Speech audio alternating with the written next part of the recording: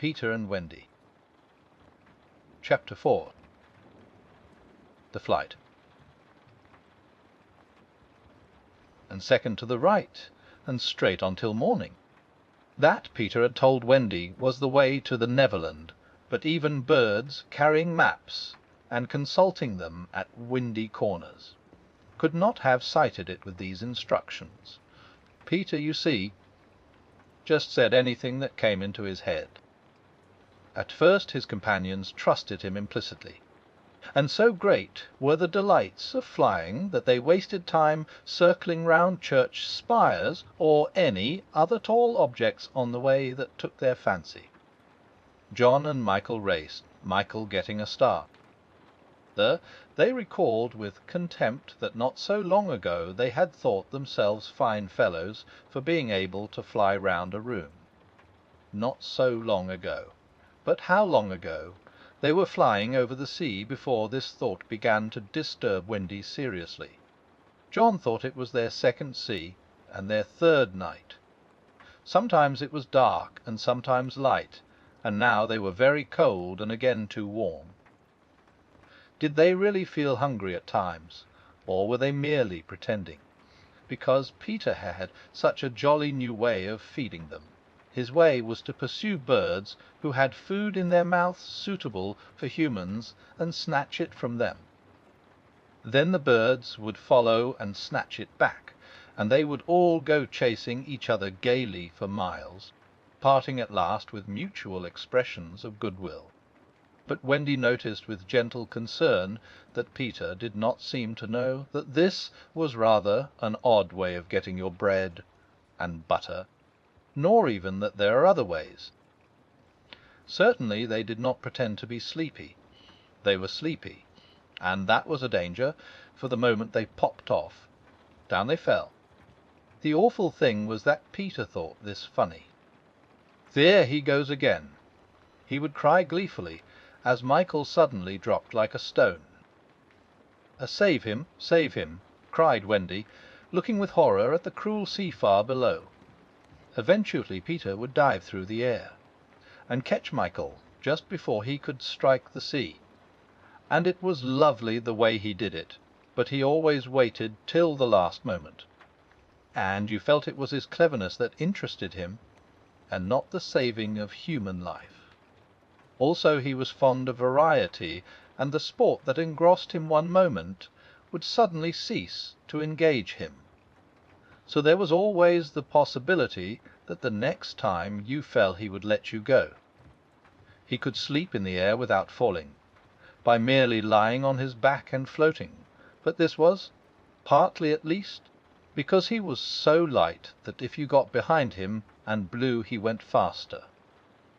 "Do be more polite to him," Wendy whispered to John when they were playing Follow My Leader. "Then tell him to stop showing off," said John.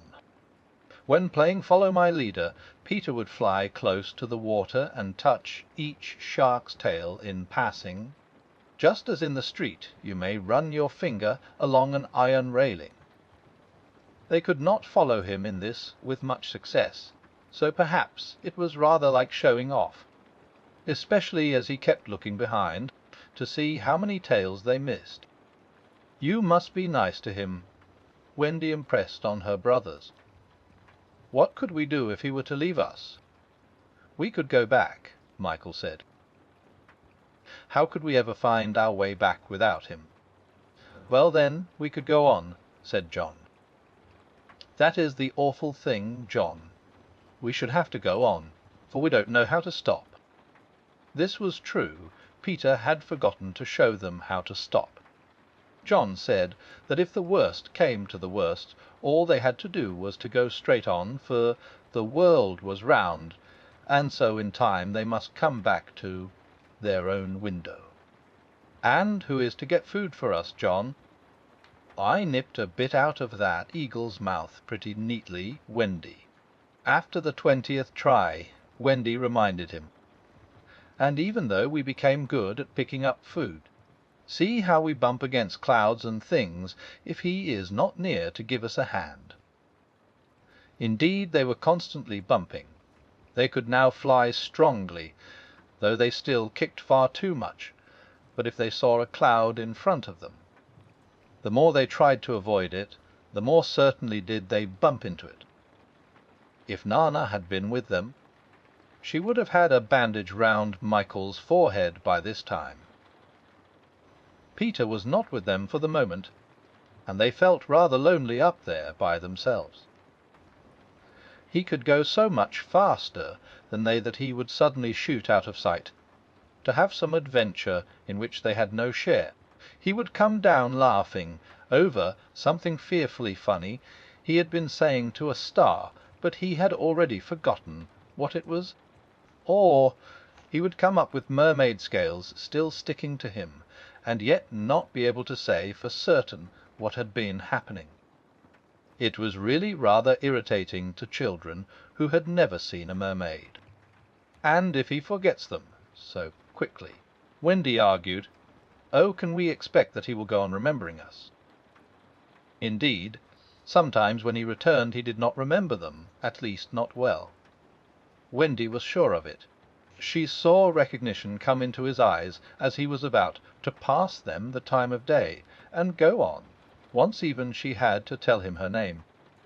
"I'm Wendy," she said agitatedly. He was very sorry. I say, "Wendy," he whispered to her, "always if you see me forgetting you, just keep on saying, 'I'm Wendy,' and then I'll remember." Of course this was rather unsatisfactory. However, to make amends he showed them how to lie out flat on a strong wind that was going their way, and this was such a pleasant change that they tried it several times, and found they could sleep thus with security. Indeed, they would have slept longer, but Peter tired quickly of sleeping, and soon he would cry in his captain voice, "We get off here." So, with occasional tiffs, but on the whole rollicking, they drew near the Neverland, for after many moons they did reach it, and, what is more, they had been going pretty straight all the time, not perhaps so much owing to the guidance of Peter or Tink as because the island was out looking for them. It is only thus that any one may sight those magic shores. "There it is," said Peter calmly. "We are where. We are all the arrows are pointing." Indeed, 1,000,000 golden arrows were pointing out the island to the children, all directed by their friend the sun, who wanted them to be sure of their way before leaving them for the night. Wendy and John and Michael stood on tiptoe in the air to get their first sight of the island. Strange to say, they all recognized it at once, and until fear fell upon them they hailed it, not as something long dreamt of and seen at last, but as a familiar friend to whom they were returning home for the holidays. "The John, there's the lagoon. Wendy, look at the turtles bearing their eggs in the sand. I say, John, I see your flamingo with the broken leg. Look, Michael, there's your cave. John, what's that in the brushwood? It's a wolf with her whelps. Wendy, I do believe that's your little whelp. There's my boat, John, with her sides stove in. No, it isn't. Why, we burned your boat.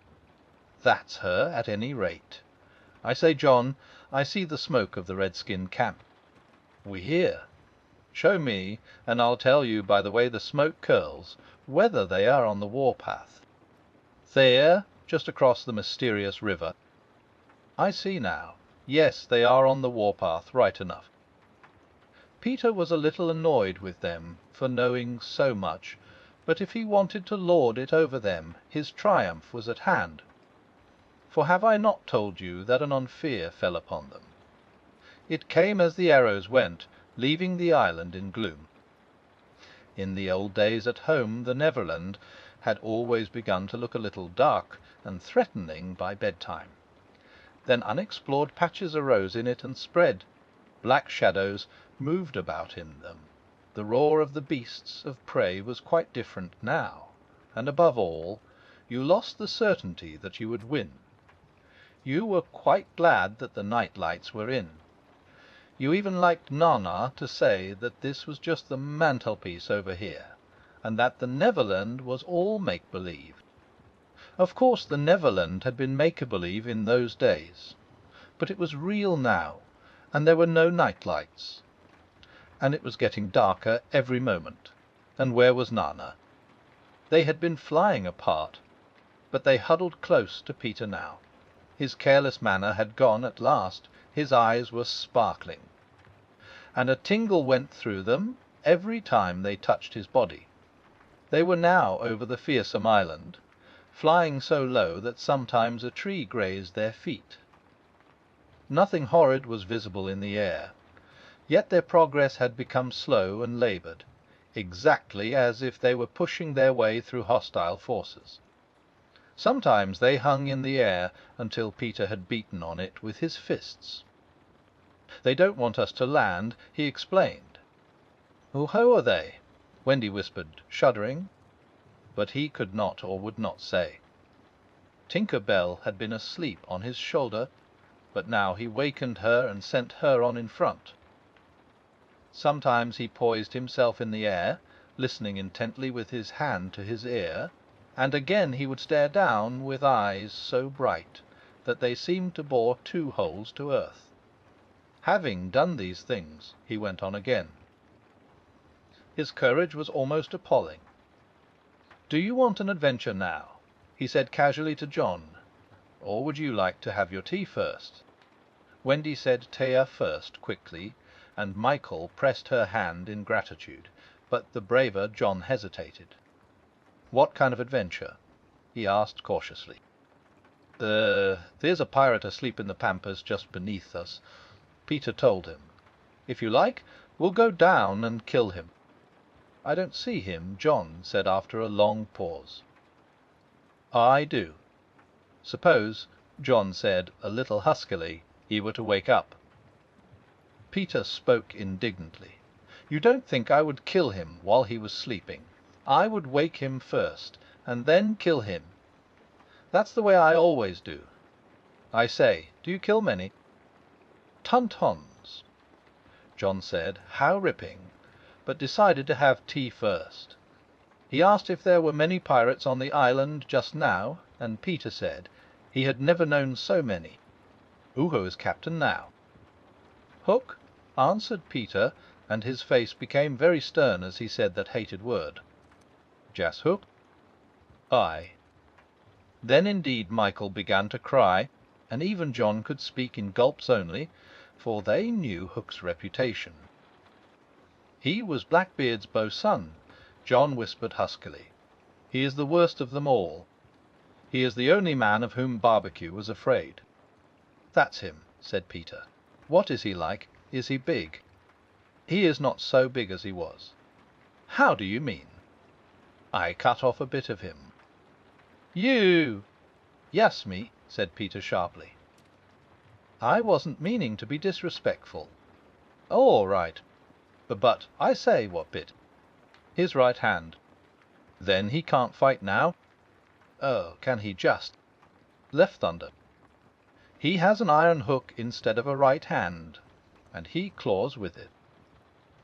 "Claws?" "I say, John," said Peter. "Yes. Say aye, sir, Doc." "Aye, sir." "There is one thing," Peter continued, "that every boy who serves under me has to promise, and so must you." John paled. "It is this: if we meet Hook in open fight, you must leave him to me." "I promise," John said loyally. For the moment they were feeling less eerie, because Tink was flying with them, and in her light they could distinguish each other. Unfortunately, she could not fly so slowly as they, and so she had to go round and round them in a circle in which they moved as in a halo. Wendy quite liked it, until Peter pointed out the drawback.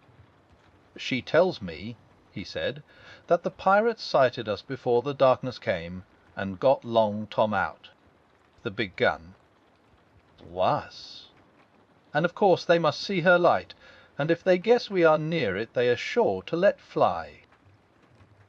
"Wendy?" "The John." "Michael, tell her to go away at once, Peter," the three cried simultaneously, but he refused. "She thinks we have lost the way," he replied stiffly, "and she is rather frightened. You don't think I would send her away all by herself when she is frightened?" For a moment the circle of light was broken, and something gave Peter a loving little pinch. "Then tell her," Wendy begged to put out her light. "She can't put it out. That is about the only thing fairies can't do. It just goes out of itself when she falls asleep, same as the stars. Then tell her to sleep at once," John almost ordered. "She can't sleep except when she's sleepy. It is the only other thing fairies can't do." "Seems to me," growled John, "these are the only two things worth doing." Here he got a pinch, but not a loving one. "If only one of us had a pocket," Peter said, "you could carry her in it." However, they had set off in such a hurry that there was not a pocket between the four of them. He had a happy idea: John's hat. Tink agreed to travel by hat if it was carried in the hand. John carried it, though she had hoped to be carried by Peter. Presently Wendy took the hat, because John said it struck against his knee as he flew, and this, as we shall see, led to mischief, for Tinker Bell hated to be under an obligation to Wendy. In the black top of the light was completely hidden, and they flew on in silence. It was the stillest silence they had ever known, broken once by a distant lapping, which Peter explained was the wild beasts drinking at the ford, and again by a rasping sound that might have been the branches of trees rubbing together. But he said it was the redskins sharpening their knives. Even these noises ceased. To Michael the loneliness was dreadful. If only something would make a sound, he cried. As if in answer to his request, the air was rent by the most tremendous crash he had ever heard. The pirates had fired Long Tom at them. The roar of it echoed through the mountains, and the echoes seemed to cry savagely, "Where are they? Where are they? Where are they?" Thus sharply did the terrified three learn the difference between an island of make-believe and the same island come true.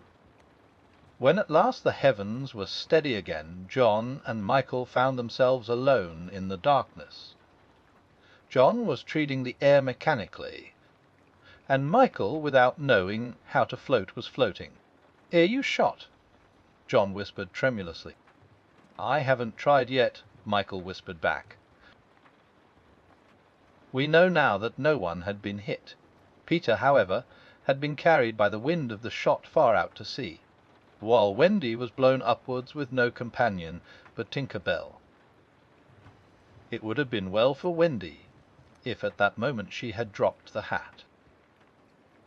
I don't know whether the idea came suddenly to Tink, or whether she had planned it on the way, but she at once popped out of the hat and began to lure Wendy to her destruction. Tink was not all bad, or rather she was all bad just now, but, on the other hand, sometimes she was all good. Fairies have to be one thing or the other, because being so small they unfortunately have room for one feeling only at a time. They are, however, allowed to change, only it must be a complete change. At present she was full of jealousy of Wendy. What she said, in her lovely tinkle Wendy could not of course understand, and I believe some of it was bad words, but it sounded kind, and she flew back and forward, plainly meaning follow me, and all will be well. What else could poor Wendy do? She called to Peter and John and Michael, and got only mocking echoes in reply. She did not yet know that Tink hated her with the fierce hatred of a very woman. And so, bewildered, and now staggering in her flight, she followed Tink to her doom.